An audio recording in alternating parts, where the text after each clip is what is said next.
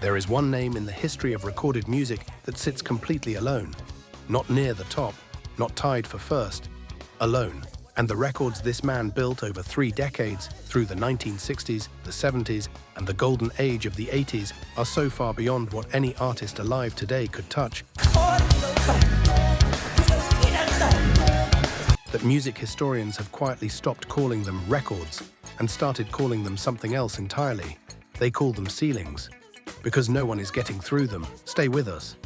Because by the time we reach number 1 on this list, you are going to understand something about Michael Jackson that even his biggest fans never fully put into words. Number 10, I Want You Back by the Jackson 5, 1969. Record, first act in Billboard Hot 100 history to debut with 4 consecutive number 1 singles. Let's start where the story actually begins. Not with the superstar, with the child. When Michael Jackson stepped onto the stage as the lead voice of the Jackson 5 in 1969, he was 10 years old. And within 12 months, the group had released 4 consecutive number 1 singles on the Billboard Hot 100. I Want You Back, a BC. The Love You Save, I'll Be There. Back to back to back to back. No breaks, no misses, no second place. Now here is the record most people walk right past without noticing. No act in the history of the Hot 100 before or since had ever debuted with 4 consecutive number 1s. Not the Beatles, not the Supremes, not the Temptations, not anyone. And understand what was happening in the world at that exact moment. This was 1969 going into 1970. America was still raw from the civil rights movement. Motown was carefully, methodically curating its image to be palatable to mainstream white radio. And here comes this family from Gary, Indiana, one of the most economically depressed cities in the Midwest, led by a 10-year-old boy with a voice that didn't sound like it belonged to anything human. Berry Gordy, the man who built Motown from scratch, who had signed and developed Marvin Gaye, Stevie Wonder, Diana Ross, reportedly said he had never seen anything like young Michael in all his years in the music business.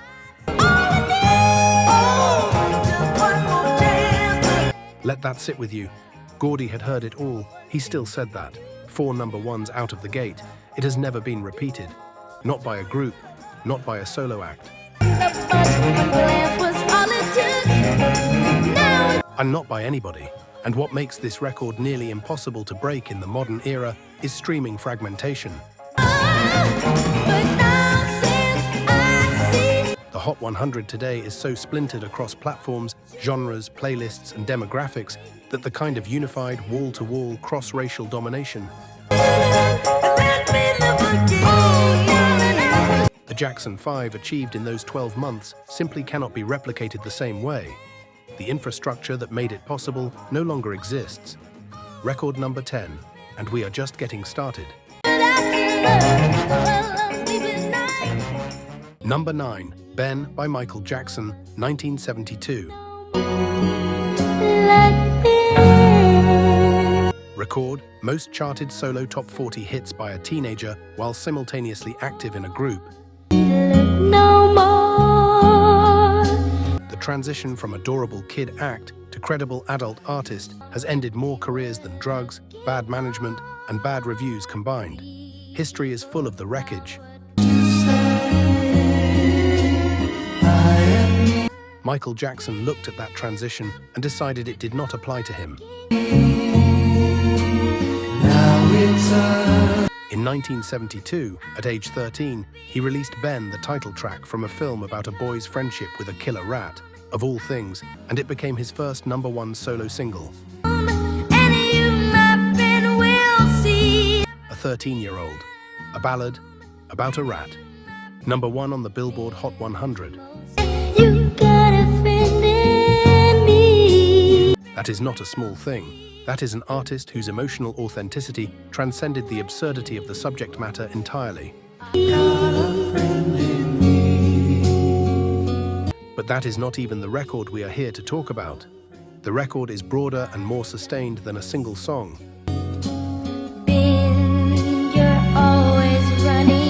Between 1972 and 1975, Michael Jackson charted more solo top 40 hits as a teenager than any other artist in that age bracket in the history of Billboard. And he was doing this while still recording and releasing music with the Jackson 5 at the same time. Simultaneously, two separate careers, both charting, both selling, both receiving radio airplay. At the same time, think about what that actually demands of a human being. You are a teenager. You are going through everything a teenager goes through, the confusion, the identity questions, the physical changes. And you are splitting your creative output between a group album, a solo album, national tours, television appearances, and label negotiations. All while your father is managing your life with an iron hand, and the music industry is watching your every move to see when you will finally break. The music didn't break, it thrived. Rockin' Robin, got to be there. Looking through the windows. These were not filler tracks coasting on his name. These were emotionally resonant, commercially competitive recordings from a boy who was quietly becoming something the music industry had absolutely no category for yet. No teenage artist in the history of rock or R&B has matched that sustained dual career commercial output. Not then, not now, not ever. If you enjoyed this video, we invite you to subscribe and turn on notifications so you never miss an update, and the real stories behind the music that built the world we live in. Don't miss the next one. We will see you there. Back to the countdown. Number 8, Rock With You by Michael Jackson, 1979. Record, first solo artist in Billboard Hot 100 history to produce 4 top 10 singles from a single studio album. By 1979, Michael Jackson had spent the better part of a decade being told implicitly and explicitly that he was a product of a machine. A Motown creation, a child act that had graduated into something marketable. The industry had a box for him, and they expected him to stay in it. Off the Wall demolished the box entirely. Produced by Quincy Jones, recorded when Michael was just 20 years old, Off the Wall was not supposed to be the seismic event it became. It was supposed to be a solid commercial album from a former teen star making a respectable adult pivot. Instead, it produced 4 top 10 singles from a single studio album. Oh, Don't Stop Till You Get Enough. Rock With You, She's Out of My Life, Off the Wall. 4 top 10 singles from one record. At the time, no solo artist in the history of the Billboard Hot 100 had ever done that. The record was not just historic, it was considered nearly impossible by the industry professionals who had spent their careers studying how radio, retail, and consumer attention worked. The conventional wisdom was that listeners moved on, that you could have 2 strong singles from an album, maybe 3 if you were exceptional. 4 was a fantasy. Michael Jackson made it reality. And here is what gets lost in the celebration of those numbers. Michael recorded much of that album while grieving the quiet, forced end of his childhood. While fighting for creative control he barely had yet. Girl, when you dance. While an industry that had built its identity on categorizing black artists into neat, radio-friendly boxes was still trying to figure out what to do with a 20-year-old who refused to be categorized. Off the wall was the sound of a young man serving notice. 20-year-olds releasing debut adult albums today have streaming numbers and playlist placements. Michael Jackson had 4 top 10 singles and fundamentally changed what an album campaign could look like. These are not the same thing, not even close. Number 7, Beat It by Michael Jackson, 1982. Record, most Grammy Awards won in a single ceremony, 8 February 28, 1984. The Grammy Awards have always been complicated. Ask any serious music fan and they will tell you the Recording Academy has a long, well-documented history of getting it wrong, of arriving late to genius, of rewarding commercial familiarity over genuine innovation. That makes what happened on the night of February 28, 1984, even more extraordinary. Michael Jackson walked into the 26th Annual Grammy Awards and walked out with 8 of them. 8 in one night, for one album. The previous single-night record was 5, set by Roger Miller in 1965, nearly 20 years earlier.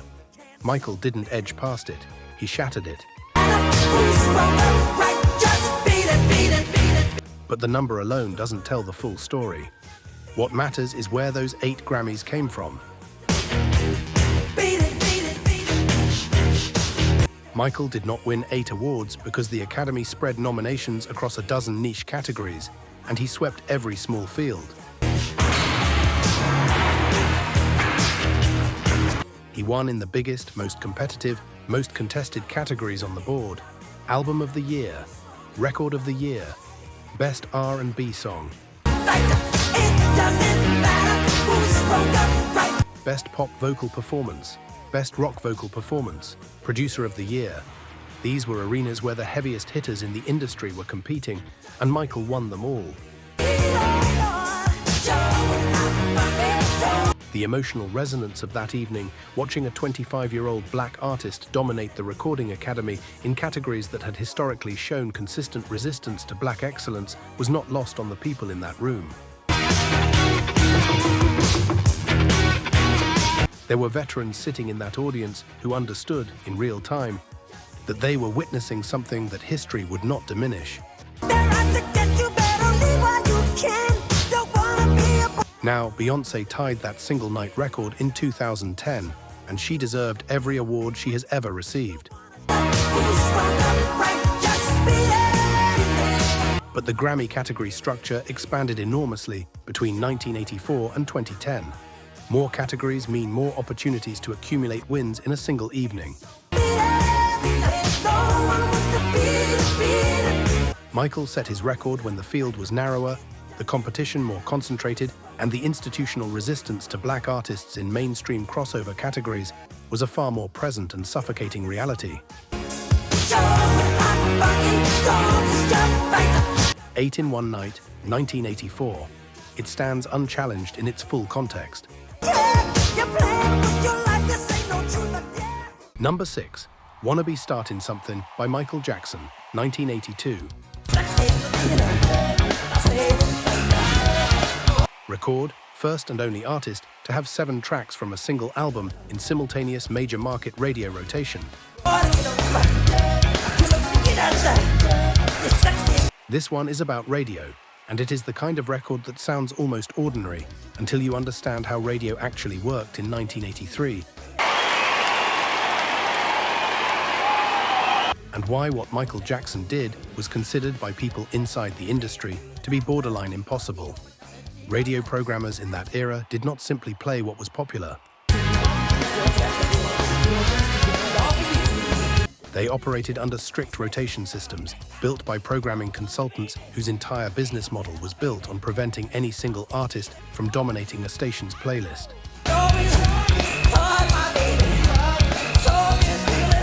Too much of one artist meant alienating listeners who didn't share that preference. It was considered bad programming, career limiting for the program director, almost a professional taboo. And then came Thriller. At the peak of that album's commercial dominance in 1983, Michael Jackson had 7 tracks receiving simultaneous active rotation across major US radio markets. Not 7 songs passively added to a library. 7 songs in real, regular daily rotation. From a single album. 7. Program directors tried to pull back. They followed their own rules, and listeners called the stations in protest. Ratings data, the only language radio stations speak fluently, showed measurable drop-off when Michael Jackson wasn't in rotation. The audience had made their position clear, and radio had no commercially viable choice but to follow them. The unwritten rules of playlist management dissolved under the weight of public demand. 7 songs, 1 album, simultaneous rotation. The cultural saturation that created was unprecedented. You could not turn on the radio in America during that period without running into Thriller within minutes. The music industry had no framework for managing that level of dominance because it had never happened before. In the streaming era, artists can technically have every track on an album charting simultaneously because individual streams count toward chart positions. But radio rotation, the lived, broadcast, you turn on the car and it is already. Playing experience does not function that way anymore.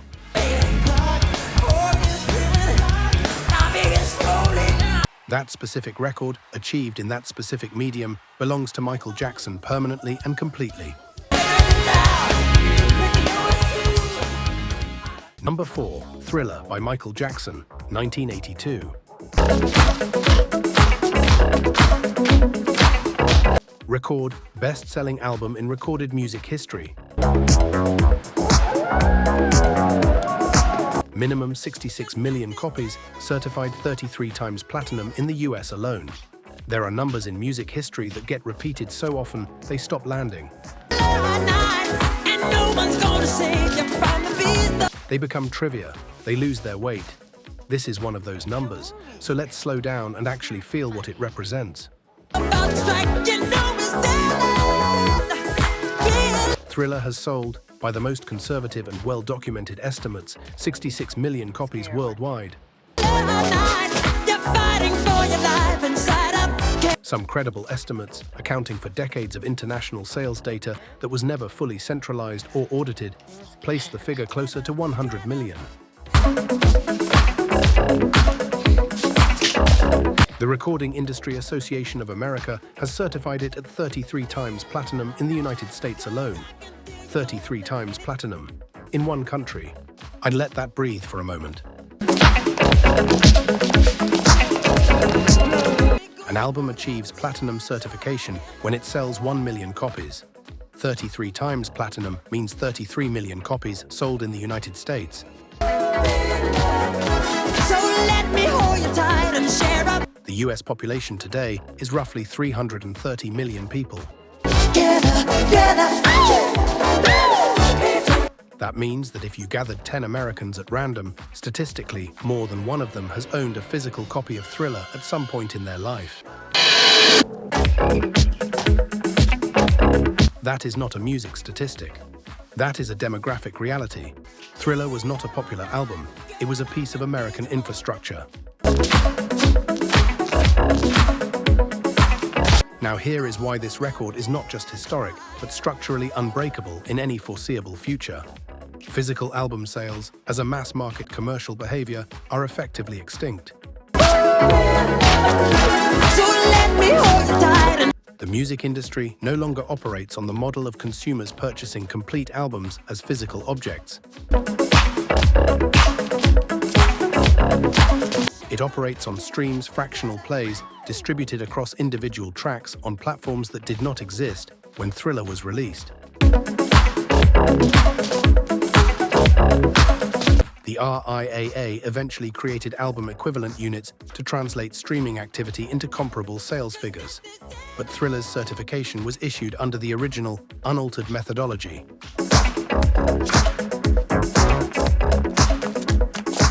Pure sales. Physical units moved. You cannot reach back in time and apply a different counting system to a standard that was set in an entirely different commercial universe. 66 million albums, possibly 100 million. No artist working today is within a generation of approaching that number. Not in this century, probably not ever. Number 3, Don't Stop Till You Get Enough by Michael Jackson, 1979. Record, most culturally replicated single choreographic moment in the history of American broadcast television. We are in the top 3.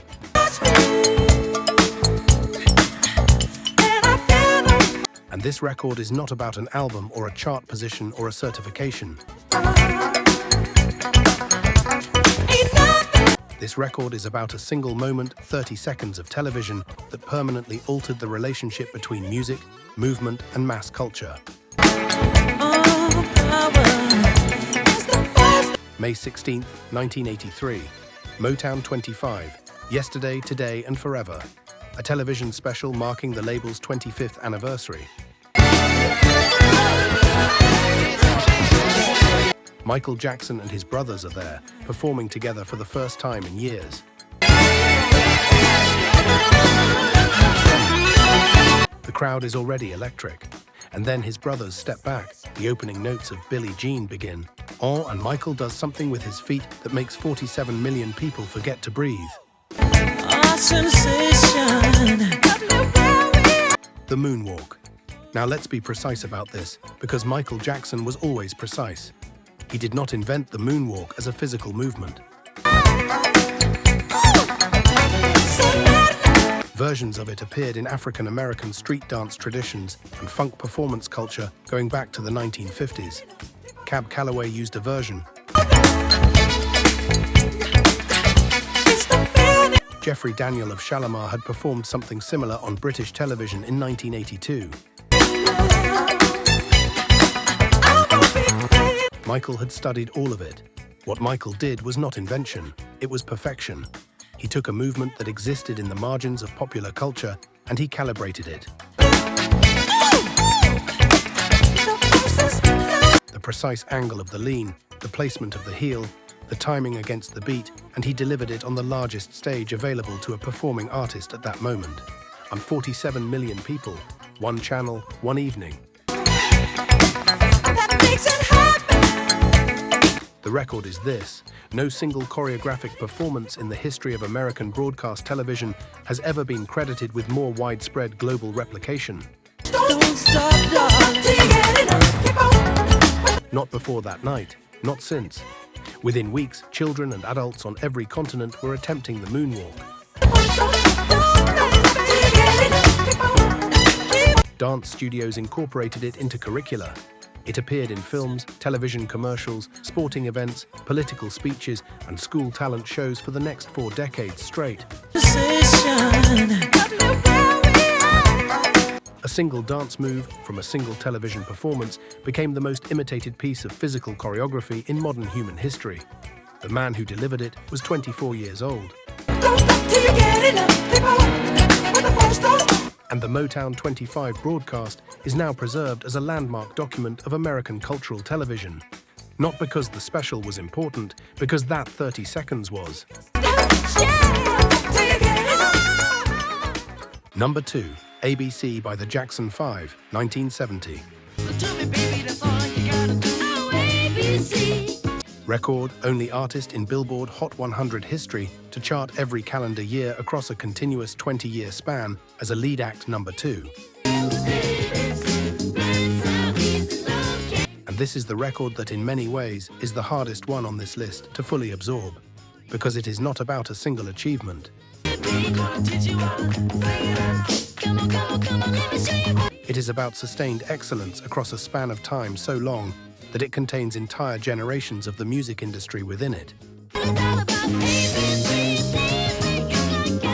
Between 1969 and 1989, exactly 20 years, Michael Jackson appeared on the Billboard Hot 100 in every single calendar year. Not most years, not almost every year, without interruption.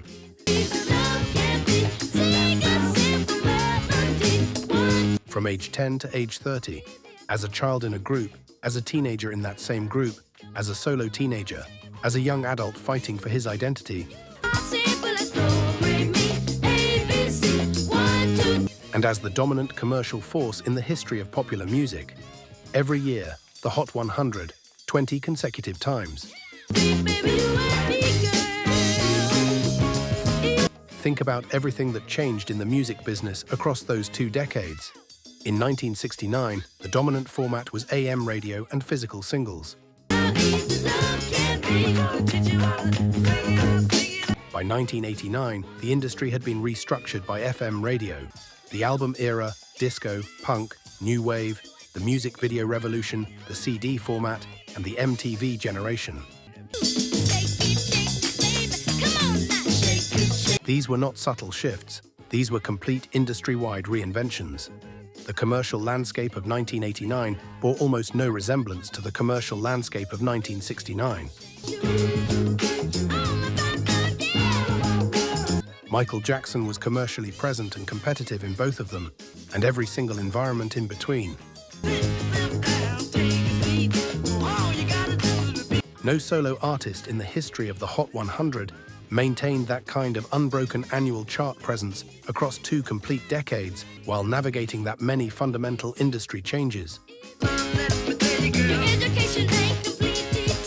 The longevity record holders in music today largely maintain their relevance through catalog streaming. Old songs finding new audiences on platforms built after their creative peaks. That is not what this record measures. This record measures active new release chart presence. Year after year, new music, new competition, same result. 20 years, unbroken. It has never been approached. And in the modern music industry, where artist development cycles are measured in months rather than decades, it never will be. Number 1. Man in the Mirror by Michael Jackson, 1987. Record, only artist in recorded music history to achieve commercial dominance across 4 consecutive decades, beginning in childhood. Number 1. And this is not about a single record. It never was. This is about the full shape of a career that the music industry, even now, decades later, does not have adequate language to describe. In 1985, Michael Jackson acquired the ATV music publishing catalog for approximately $47 million. It's time that I realize. That catalog included the publishing rights to most of the Beatles' song library, one of the most valuable intellectual property holdings in the history of recorded music. Winter cold, this wind is blowing my mind. Industry insiders called it an overreach. They said he had overpaid. They said it was a vanity move by a superstar with money to burn and ego to match. Within a decade, that catalog was valued at hundreds of millions of dollars, and the people who had called it a mistake went very quiet. That acquisition tells you something essential about Michael Jackson that his music sometimes obscures.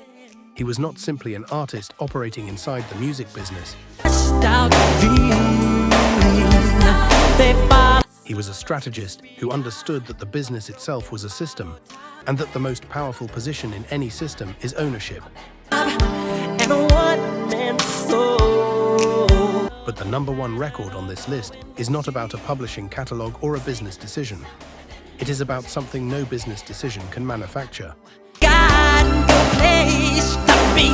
That's why I'm Michael Jackson is the only artist in the history of the recording industry to have been commercially dominant in 4 distinct decades. starting with me.